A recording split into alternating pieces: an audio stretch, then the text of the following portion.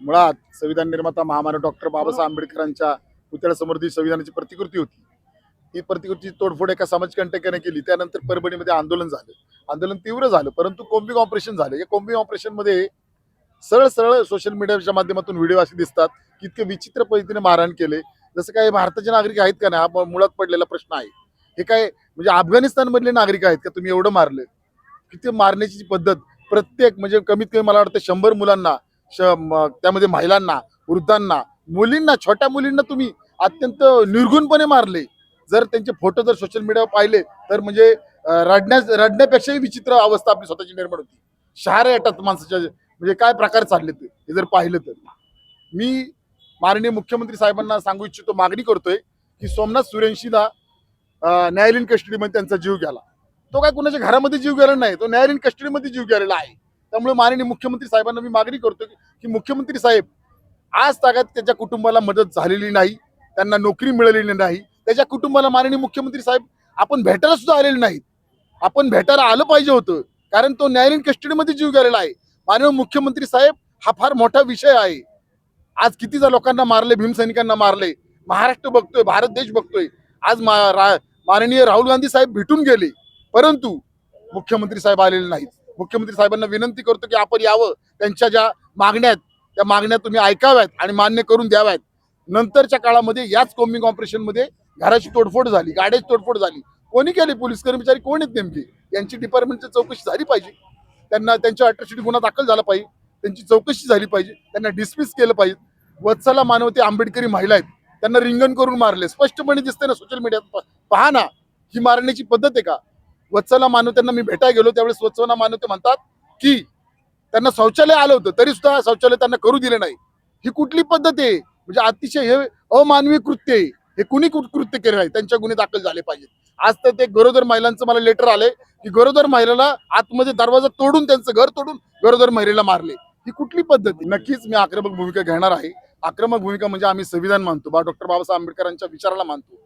आमची एवढीच मागणी की सोमनाथ सूर्यवंशीला न्याय मिळाला पाहिजे. त्यांची साधी कंप्लेंट लिहून घेतली नाही सोमनाथ सूर्यवंशीच्या कुटुंबाची. आज सुद्धा त्यांच्या कुटुंबाला मी सकाळी भेटलो, ते म्हणतात की कंप्लेंट सुद्धा लिहून घेतली नाही. वत्सला मानवतेंची सुद्धा काही 25 तारखेला त्यांनी कंप्लेंट दिली होती, त्यांची सुद्धा कंप्लेंट लिहून घेतली नाही. न्यायालयीन चौकशी तुम्ही सोमनाथ सूर्यवंशीच्या मृत्यूची करताय, बाकीच्यांचं काय? भीमसैनिकांची गुन्ह्यांचं माघारी काय करणार तुम्ही नेमकं? या पोलिसांचं काय करणार? जे संविधानाचे रक्षक आहेत तेच भक्षक कशी झाले, त्यांनी कसं मारलं, याची चौकशी कोण करणार? हे सुशिक्षित मुलं आहेत, यांचे गुन्हे कोण माघारी घेणार? वत्सला मानवते, गरोदर महिला, हे सगळे विषय जे आहेत ते आम्ही घेऊन बसलेलो आहोत. जोपर्यंत आम्हाला न्याय मिळत नाही तोपर्यंत आम्ही बसणार आहे. आणि याची सुरुवात मी कालपासूनच केलेली आहे की माननीय मुख्यमंत्री साहेबांना रीतसर आपल्या माध्यमातून मागणी केली की लवकर न्याय मिळावा. आम्ही जर न्याय मिळाला तर आम्ही तुमचा आभार पण व्यक्त करू, परंतु न्याय मिळाला पाहिजे. परंतु आम्हाला असं वाटतंय, ज्या वेळेस भारतीय जनता पार्टी सरकार येतं त्यावेळेस आंबेडकरी जनतेला न्याय मिळत नाही. आणि आंबेडकरी जनतेला न्याय मिळावा ही मी आपल्या माध्यमातून आशा मुख्यमंत्री साहेबांकडून बाळगतो. एकतर मी सुद्धा ते काही व्हिडिओ पाहिला, परंतु मुळात सोमनाथ सूर्यवंशी ज्या मुलाचा जीव गेलेला आहे या प्रकरणामध्ये या कुटुंबाला आज तागायत भेटलेले नाही. हे पहिला प्रश्न उत्तर दिलं पाहिजे. भीमसैनिकांचे गुन्हे हा न्यायालयीन चौकशीचा भाग नाही.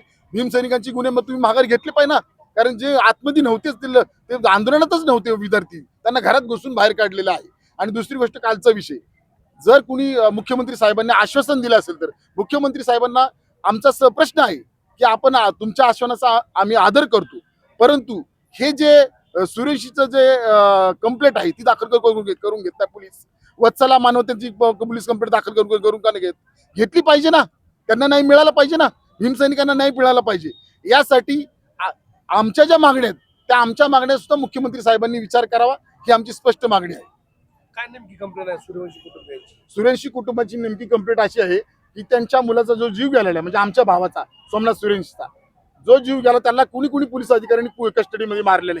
त्यांची डिपार्टमेंटल चौकशी झाली पाहिजे आणि त्यांच्यावर अट्रॉसिटी अंतर्गत मनुष्यवधाचा गुन्हा दाखल झाला पाहिजे, अशी त्यांची मागणी आहे. आणि वत्सला मानवते त्यांची पण तशीच चौकशी की मला विनयभंग करून पोलिसांनी मारले, ज्यांनी मारले त्यांच्या अट्रॉसिटी लागली पाहिजे आणि त्यांच्या सुद्धा गुन्हा कायदेशीर गुन्हा दाखल झाला पाहिजे. आणि या सर्व कुटुंबाला आर्थिक मदत मिळाली पाहिजे. नव्हे तर या भीमसैनिकांनी ज्या भीमसैनिकांना मारले घरात घुसून त्या भीमसैनिकांना सुद्धा आर्थिक मदत मिळाली पाहिजे. कारण त्यांनी त्या आंदोलनामध्ये नाही ना, सीसीटीव्ही फुटेज चेक करा, जे जे असतील ते आम्ही ते समोर येतील ना, आणि ते तर समोर येतातच. परंतु ज्यांनी केलं नाही त्यांना विनाकारण अटक करू नका, त्यांचे गुन्हे त्यांच्यावर लावू नका, त्यांचे गुन्हे माघारी घ्या, अशी विनंती मी आपल्या माध्यमातून करतोय.